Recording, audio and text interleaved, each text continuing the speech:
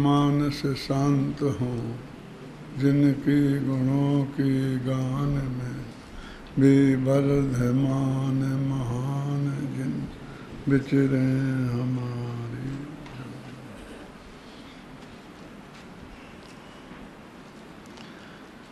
समय सार परमागम संपूर्ण होने जा रहा है।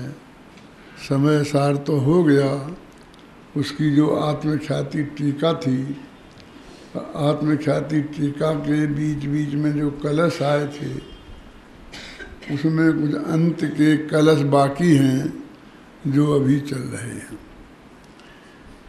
वैसे शास्त्रीय परिभाषा में जो टीकाएं अथवा जो भी प्रकरण संस्कृत गद्य और पद्य दोनों में मिलकर लिखे जाते थे कि बीच बीच में गद्य लिखने लग गए और जब मस्ती आई तो पद्य लिखने लग गए और फिर गद्य लिखने लग गए। तो ऐसे काव्यों को चंपू काव्य कहते हैं। सुना होगा ये नाम, गद्य मद्य नियम काव्यम चंपू इत्यभिधीयते। जो गद्य और मद्य दोनों मिली कविताएं होती हैं उन्हें चंपू कहते हैं। ऐसे कई शास्त्र हैं अपने चंपू नाम से। सुने एक आध के नाम, जीवंधर चंपू, गुरुदेव चंपू, वो इस तरह के ही होते हैं। इसमें कविताएं भी होती हैं, गद्य भी। नाटक होते ना, तो पहले के नाटक के ज़माने में नाटक भी बीच बीच में वो जो नायक है ना, हीरो, कविता गाने लगता था। मैंने कविता में बात करने लगता था। कविता गाना अलग बात है, कोई कविता बीच में आना मोदी जी और फिर उसे गाना वो अलग बात है, लेकिन वो बात ही कविता में करना। अब मैं जाऊंगा, तुमसे बात करते हुए बहुत देर हो गई, अब मेरे पास समय नहीं है, ये भी कहना है तो वो कविता में कहेंगे। क्या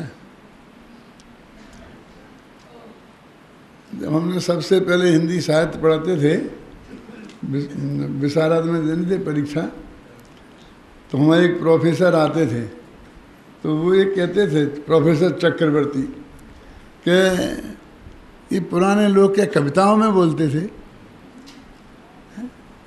सीता बन जा रही है,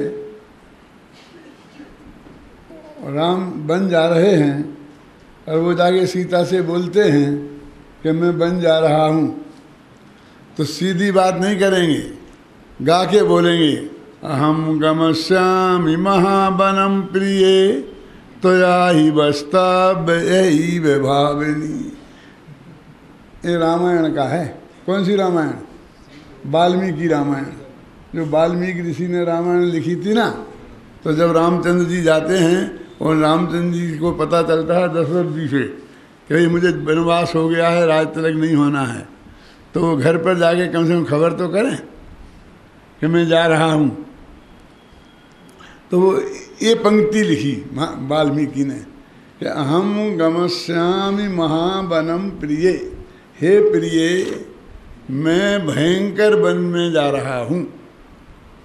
अहम गमश्यामि महावनम प्रिये और त्वया ही वस्तव्य यही विभाविनी, कि हे प्रिय तुमको यहीं अयोध्या में राजमहल में रहना चाहिए।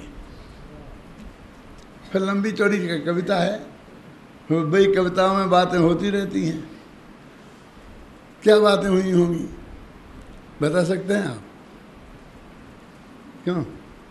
अरे यही तो हुई होंगी कि मैं यहाँ नहीं रहूँगी, मैं भी तुम्हारे साथ चलूँगी, मैं तो तुम्हारी हर बात की साथी हूँ, राज तिलक की साथी हूँ, तो वनवास की भी साथी हूँ, यही तो कहा होगा ना। फिर रामचंद्र जी ने क्या कहा होगा भैया? पूछना है किसी से? नहीं नहीं तुम समझती नहीं है, जंगल में कितने कंटक हैं, कितनी कितनी तकलीफ़ें हैं, ये वहाँ कोई सेना के साथ थोड़ी जाना है। नंगे पैर जंगल में साधुओं के वेश में छिपकर ऐसा बन के जाना है, इसलिए छोड़ दे बात। ज़्यादा दिन की बात थोड़ी है, बस ये 12 बरस चुटकियों में चले जाएंगे। यही कुछ कहा होगा ना, तो फिर क्या कहा होगा सीता ने? आप कहो तो मैं 2 घंटे तक ये संवाद चला सकता हूँ कि किसने क्या कहा होगा, मुझे किसी से पूछने जाने की ज़रूरत नहीं है। लेकिन अंतिम में बात आपसे पूछता हूँ कि अंत में क्या हुआ। बातचीत जब समाप्त हुई होगी तब क्या हुआ था, ये बात बता दो मुझे। वो छोड़ दो, पूरी बात याद नहीं रहती है, लंबी होती है ना। अरे इसमें भी क्या दम है? सारी दुनिया को पता है कि सीता जी रामचंद्र जी के साथ वन में गई थी। इसका मतलब ये है कि जो वो संवाद हुआ था, है ना, जो स्टेज पे संवाद हुआ था, उसमें अंत में जीत सीता की हुई थी। क्योंकि सीता की बात चली कि वो कहती थी कि मैं साथ में चलूँगी, और रामचंद्र जी कहते थे तुम साथ में मत जाओ। तो अंत में वो साथ में गई, तो सीता की जीत हुई कि नहीं, ये नहीं पलट सकते हम। और तुमको बीच में कितनी पलटा पलटी कर दें, वो संवाद में बहुत पलटा पलटी हम कर सकते हैं। जो तर्क उनने दिए थे वाल्मीकि ने, हम दूसरे तर्क दे सकते हैं, लेकिन पोषण उसी बात का करना पड़ेगा। क्यों? अपन ने क्या किया पश्चाताप में? वो सारे तर्क दूसरे दिए, वो नहीं दिए जो उन लोगों ने दिए थे। वाल्मीकि ने लिखे थे और जिनने लिखे थे, पद्म पुराण वाले ने लिखे थे, वो नहीं दिए हमने, हमारे गले नहीं उतरे। हमें ये लगी ऐसा कैसे हो सकता है, हैं? जंगल में भेज दो, क्या क्या क्यों भेज दो जंगल में, क्या बात है, ऐसी उनकी गलती है क्या? भाई गलती क्या है? रावण की यहाँ इतने दिन रही थी, इसमें किसकी गलती बोलो? तुम्हारी क्यों उनकी? तुमने क्यों रहने दिया? वो राजी से गई थी, जबरदस्ती लेके गया था कोई, तो उसकी सुरक्षा की ड्यूटी किसकी थी? तुम्हारी। तो सजा किसको मिलना चाहिए? क्यों? वो बराबर बहस कर सकती थी ना, कोई भी आदमी। सीधे साधे लोग थे, उन्होंने नहीं करी बहस कि हाँ साहब रावण के यहाँ रही थी तो मुझे जाना चाहिए, 1 मिनट में स्वीकार कर लिया। हैं? तू राजी खुशी से गई थी क्या? मेरे कहने का अर्थ ये है, ऐसा जो मैं कह रहा हूँ अपनी तरफ से नहीं कह रहा हूँ, आचार्यों ने हमें परमिशन दी है, लेखकों को, किसी को भी, कि वो दिमाग है ना हमारा, हम भी तो सोच सकते हैं ना, हम भी तो तर्क वितर्क कर सकते हैं ना किसी बात में। तत्व में तो सबसे ज़्यादा बिना तर्क वितर्क के स्वीकार कोई बात करते ही नहीं है। तो वो आत्मख्याति नामक टीका में सबसे पहले अध्यात्म में प्रयोग हुआ है। क्या लिखा है? इसका नाम क्या रखा? नाटक समय सार। क्योंकि चंपू जो होता है वो नाटक का भेद होता है, आप जानते हैं। जो चंपू नामक काव्य होता है वो कविताओं का भेद नहीं है, महाकाव्य का भेद नहीं है, छंद काव्य का भेद नहीं है, गद्य काव्य का भेद नहीं है। वो कौन से काव्य का भेद है? नाटक काव्य का भेद है। वो चंपू नामक जो नाटक है, और वो तो उन्होंने वास्तव में आत्मख्याति टीका में चंपू नाम की टीका लिखी, जिसे हम चंपू काव्य कहते हैं, ऐसी टीका लिखी। लेकिन वो चंपू काव्य की जो टीकाएँ होती हैं उनमें अधिकांश में ऐसे ही संवाद होते हैं जैसे मैंने अभी आपको बताए। पति पत्नी के होते हैं, बाप बेटे के होते हैं, भाई भाई के होते हैं, राम लक्ष्मण के होते हैं, समझे ना, सीधी सरल बातें मतलब होती हैं। अभी ये समय सार जैसी टीका में और ऐसे नहीं होते हैं जैसे इसमें है। अब इसके चंपू काव्य की विशेषता क्या है? मैंने गहरी अध्ययन किया तो अमृतचंद्राचार्य की बुद्धि पर जब हृदय का काबू कर लेता था, बुद्धि की और हृदय की लड़ाई 24 घंटा होती है। हृदय भावुक होता है और बुद्धि भावुक नहीं होती है, सोच समझ के निर्णय करने वाली होती है। नहीं, शांति से बैठो, पहले सोचना दो। अब वो आएंगे बाद में रोने लगेंगे, जो भी कहेंगे कुछ हैं, हाँ जाओ ले जाओ, सब ले जाओ, मुझे कुछ नहीं चाहिए। 1 मिनट में अभी तक लड़ रहे थे, मर रहे थे, 1 मिनट में ऐसा कहने लगेंगे। तो जब अमृत चंद्र की हृदय पर बुद्धि हावी होती थी तब वे गद्य लिखने लगते थे, और जब बुद्धि पर हृदय हावी होता था तो कविताएं लिखने लगते थे, छंद लिखने लगते थे। आप देखना, छंदों में सब भावुकता की बात होगी और गद्य में सब तर्क वितर्क से निर्णय करने की बात होगी। ऐसा कैसे हो सकता? ऐसा कैसे होता है? तुम्हारे कहने से हम कैसे मान लें? एवं चेद एवं स्यात्, एवं चेद एवं स्यात्, ये सारा तर्क वितर्क होगा क्या? तो अभी अंत में वो सब हो गया खत्म, चंपू काव्य खत्म हो गया। जब यहाँ वास्तव में बात होनी थी, कहीं सीता का, राम का, जाने आने का कहीं प्रसंग था, तो सब बातें थी। अब तो क्या हो रही है? अंतिम नमस्कार, नमस्ते, अच्छी तरह जाना, याद रखना, जब याद करें तब पधारना है, ऐसी बातें होनी है। इनमें क्या दम है? ये विदाई समारोह हो रहा है, क्यों?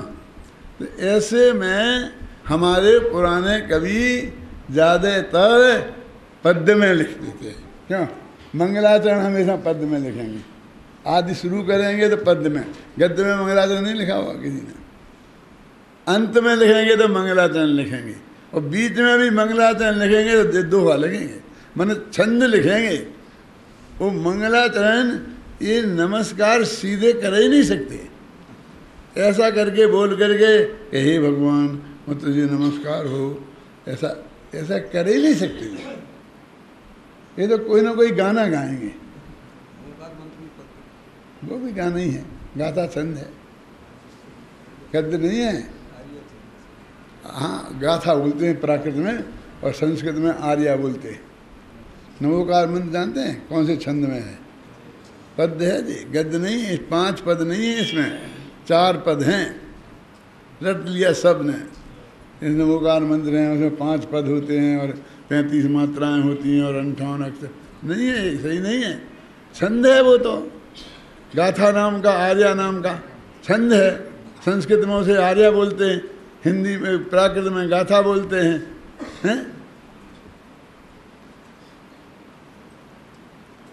प्राकृत में एक दूहा नाम का छंद भी होता है, जो हिंदी में दोहा होता है ना, ऐसा एक छंद होता है। कौन जानते हैं आप? नमोकार मंत्र के बाद में बोलते हो ना एक छंद, क्या बोलो? ये दूहा नाम का छंद है, ये गाथा नहीं है। हम जैसे लोगों ने लिखी है गाथा, अभी अभी ये कहते कहते भी लिखी है। तो सब दुनिया को गाथा गाथा रटी है कि दूसरी गाथा, दूसरी गाथा, क्या? अभी भी वही गाथा लिखी, लेकिन वो गाथा छंद नहीं है। कौन सा है? दूहा। दोहा नहीं, दूहा। प्राकृत में उसे दूहा नामक छंद बोलते हैं। तो उसके हैं 5 अक्षर हैं। क्या क्या उसकी परिभाषा है? याद है? नहीं, शास्त्री थोड़ी है। हाँ, यस्या प्रथमे पादे 12 मात्रा तथा तृतीयेपि 18 द्वितीये चतुर्थी 15 सार्या। जिस छंद में पहले पद में 12 मात्राएं हैं, देखो गिन लो आप। नमो हरिहंतारम, इसमें 12 मात्राएं होंगी। वो मात्रा गिनना भी मैं ही सिखाऊंगा, अभी नहीं, फिर कभी। कैसे? फिर दूसरे छंद में कौन कितनी मात्राएं? 18। देखो, यस्या प्रथमे पादे 12 मात्रा तथा तृतीयेपि, वो तीसरे में भी 12, नमो आयरीयाणम, इसमें भी 12, अष्टापद द्वितीय, और दूसरे में 18 जोड़ी हो गई। नमो सिद्धाणम नमो आयरी आणम, ये इतनी होगी, तब 18 होगी। और तीसरे में उवज्झायाणम, फिर 12 हो गई। और फिर चौथे में 15, नमो लोये सव्यसाहूणम, ऐसे बोला जाता है। इसी छंद में, ये परिभाषा भी इसी छंद में बनाई। क्या? यस्या प्रथमे पादे 12 मात्रा तथा तृतीय 18 द्वितीये चतुर्थे 15 सार्या नमो अरिहंताणम नमो सिद्धाणम नमो आयरीयाणम नमो वज्रायाणम नमो लोये सभ्य साहूणम, ऐसे बोलना चाहिए नमोकार मंत्र। पहले दिन सिखाते हैं हम बच्चे को, पहले दिन पाठशाला में पढ़ने भेजोगे तो पहले दिन सिखाते हैं, और पढ़ाना सिखाने भेजोगे तो भी पहले दिन सिखाते हैं। प्रशिक्षण शिविर में पहले दिन हमारे अध्यापक ये सिखाएंगे कि नमोकार मंत्र में 4 पद हैं, 5 नहीं हैं। इसकी परिभाषा ऐसी है, ये गाथा नाम का छंद है, ख्याल में आई ना। और इसे ऐसे बोला जाता है। हम तो 4 बोलते ही नहीं, हम तो 5-5 बोलते हैं। कोई मंगलाचरण नहीं मिलेगा कि जो गद्य में लिखा हो, ढूंढ के ले आए तो बहुत बड़ी बात है, समझिए ना। लेकिन सब पद्य में, क्योंकि उस वक्त जब लिखना शुरू करते हैं तब सब भावुक होते हैं, ख़त्म करते हैं तब सब भावुक होते हैं, कभी कभी बीच में भी हो जाते हैं। तो छंद बोलने लगते हैं, समझ में आई ना। और नहीं तो गद्य में, असली तो गद्य है, सही बात तो गद्य में लिखी जा सकती है। अब घबराना नहीं, क्यों कि पद्य में तो 1000 झंझट हैं। 2 अक्षर कम हो गए, 3 मात्रा का ज़्यादा हो गई, अभी मात्राएं मिलाते फिर कम लाओ कहाँ से 1 मात्रा। गद्य में हमें वही झंझट नहीं है, जितने अक्षर इतने मात्राएं लिखनी उतनी लिख दो, कितने होना चाहिए ये तो शर्त नहीं है ना। तो हम बहुत आज़ाद रहते हैं। पद्य में उतने आज़ादी नहीं है, माफ़ी भी ज़्यादा है। तो कहें क्यों भैया ऐसी गलती क्यों लिखी, तो वे कहते हैं छंदानुरोध से, बस क्या लिख देते हैं, नहीं लिख देते हैं, छंद के अनुरोध से हमने ऐसा लिख दिया। मैंने छोटी की बड़ी लगा दी, बड़ी की छोटी लगा दी। तो ऐसी गलतियां पद्य में माफ़ है, गद्य में नहीं है। इसलिए लिखा है गद्यम कवीनाम निकसम बदंती, गद्य कवियों की कसौटी है, समझे ना। कि वहाँ परख लिया जाता है कि इसकी भाषा सही है कि गलत। अब वहाँ कोई बहाना नहीं है कि छंद के अनुरोध से ऐसा हो गया है। आप तो पूरे सही शब्द लिखिए, बिल्कुल। इसलिए आत्मख्याति टीका गद्य में लिखी है, पद्य में लिखते तो वो इतना स्पष्ट नहीं कर सकते थे, कोई नहीं कर सकता। धवला टीका भी गद्य में है, पद्य में भी आती है बीच बीच में, लेकिन गद्य में भी है। पूरी बात कहनी हो तो गद्य में लिखना ही पड़ेगा, अन्यथा वो बात स्पष्ट पूरी तरह से होती नहीं है। तो ये छंद के हैं, अंत के जो विदाई समारोह के हैं। अब इन्हें कोई नया प्रमेय तो उन्हें प्रस्तुत करना है नहीं, नई बात तो उन्हें कहनी नहीं है। जो पुरानी बातें कही हैं वे ही उनने अभी रिपीट की। कौन कौन सी रिपीट की, देखो अपन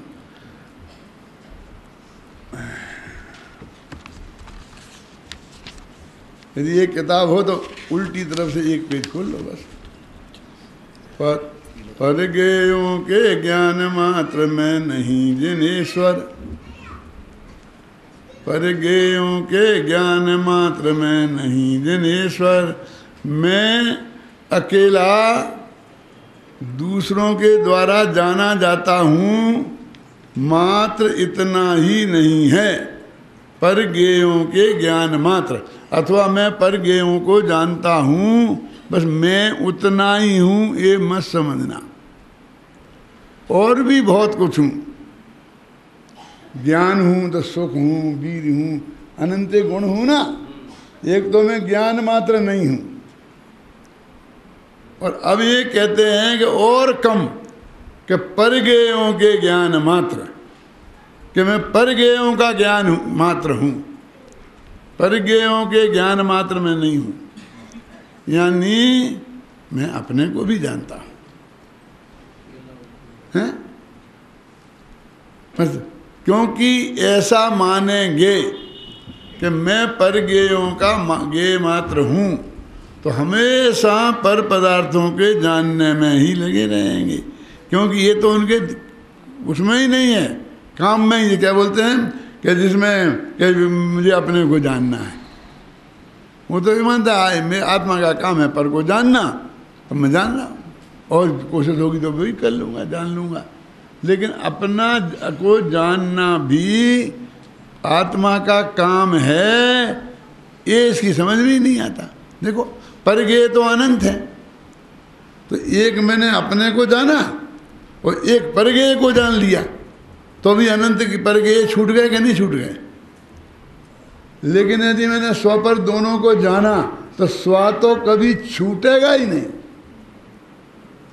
24 घंटा जानने में आएगा कि नहीं वो तो ज्ञान का तो एक दफे जानता ना, अपने को जानेगा तो पर को नहीं जानेगा। तो कौन कह रहा है ये, कौन कह रहा?